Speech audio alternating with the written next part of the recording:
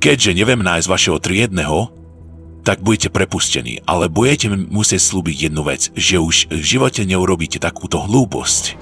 Jasné? Oci, triedny je u seba doma. Dobre, a čo robí? Je tam sám? Áno, s niekým bola. Príď, rýchlo.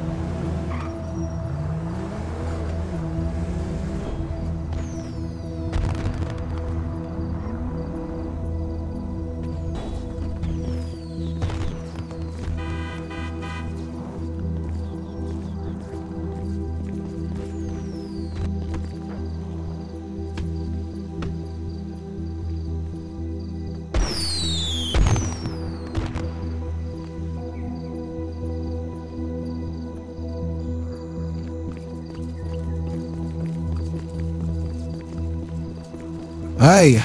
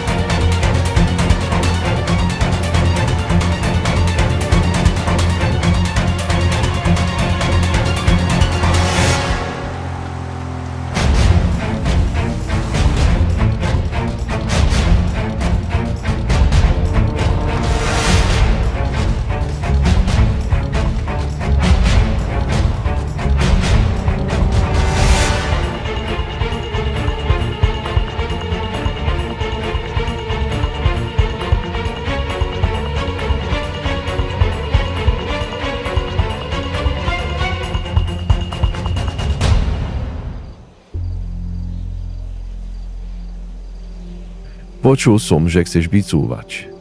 Ak áno, vráť mi všetky materiály, ktoré som ti dal. A zmizni. Alebo budeš ďalší po Alexovi. Boli u nás v škole. Vypitovali sa. Bol som na výsluchu. Ja už to ďalej nechcem robiť. Tak urob, ako som povedal. Zmizni a nekontaktuj ma. Opováž sa s niekým o tomto hovoriť.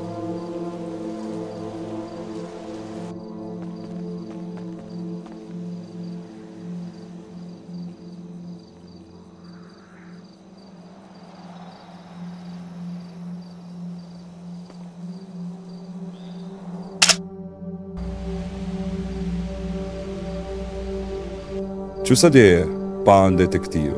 Čo by ste potrebovali? Nevedeli sme, kde ste. Inak, vaši žiaci sa pobili. Viete o tom vôbec? Preboha, sú v poriadku? Áno, sú, ale prečo ste odišli zo školy? Ja ani neviem, prepáčte, som debil, bolo mi nejako zle. Pán Grell, potrebujeme, aby ste išli na výsluch. Zase?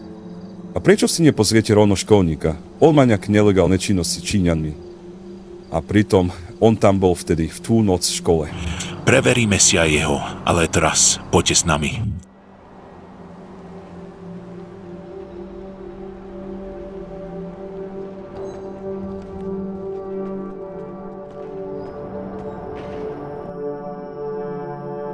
Ty čo tu robíš, Jack? Mám dôkaz. Mám fotku, kde je Chris s nejakým pofiderným chlapom. Nosí čiernu šiltovku a sivé tričko.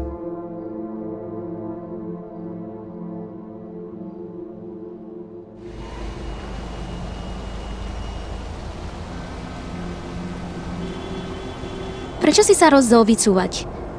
Vieš o tom, že keď vycúvaš, tak odovzdáš všetky materiály.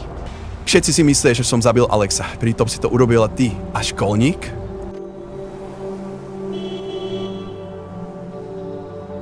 Môj študent Jack má fotku teba a Chrisa. Išiel aj na políciu. Prečo by som sa mal báť? Ja som nič neurobil.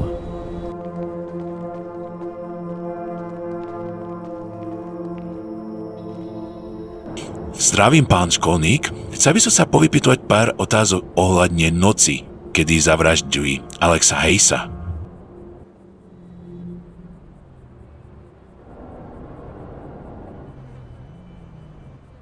Aha, to je Alexov mobil.